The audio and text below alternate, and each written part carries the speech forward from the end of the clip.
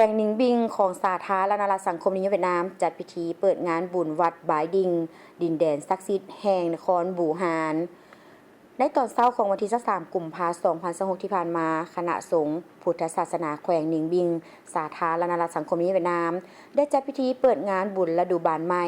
วัดบายดิงประจำปี 2026 ขึ้นอย่างเป็นทางการงานบุญวัดบายดิงแม่นหนึ่งในบรรดางานบุญที่มีความโดดเด่นของเขตภาคเหนือย้อนมีการผสมผสานอย่างกลมเกี่ยวระหว่างความเลื่อมใส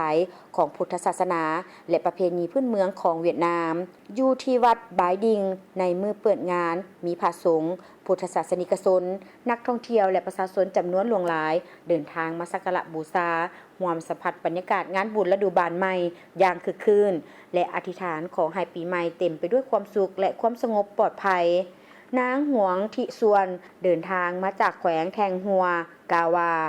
นี่เป็นครั้งที่6ที่ข้าพเจ้ามาวัดบายดิงในระยะต้นปีข้าพเจ้าขอพรขอให้ทุกสิ่งทุกอย่างสมบูรณ์และมีความสุขสำหรับนักท่องเที่ยวสากลหลายคนการต้อนรับบุญปีใหม่และร่วมสัมผัสบรรยากาศงานบุญต้นปีของเวียดนามเป็นประสบการณ์ที่แตกต่างหนึ่งที่สร้างความประทับใจที่สุดพระอาจารย์ทิกมิงกวงรองเจ้าอาวาสวัดบายดิงได้กล่าวว่า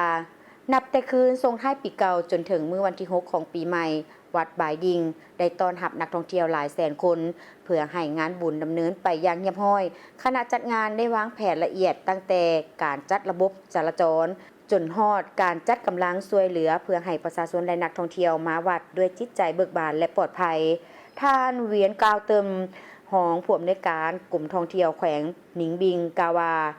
งานบุญต้นปีของแขวงหนิงบิงบ่เพียงแต่เป็นกิจกรรมความเชื่อถือประเพณีเท่านั้นแต่กำลังก้าวสู่การเปิดผลิตภัณฑ์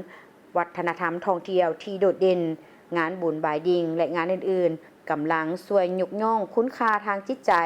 เสื่อมสายสัมพันธ์ชุมชนและเผยแพร่ภาพลักษณ์ของดินแดนนครบูฮานบอนที่อดีตและปัจจุบันผสมผสานกันอยู่ในบรรยากาศงานบุญที่คึกคืนในทุกๆฤดูบานใหม่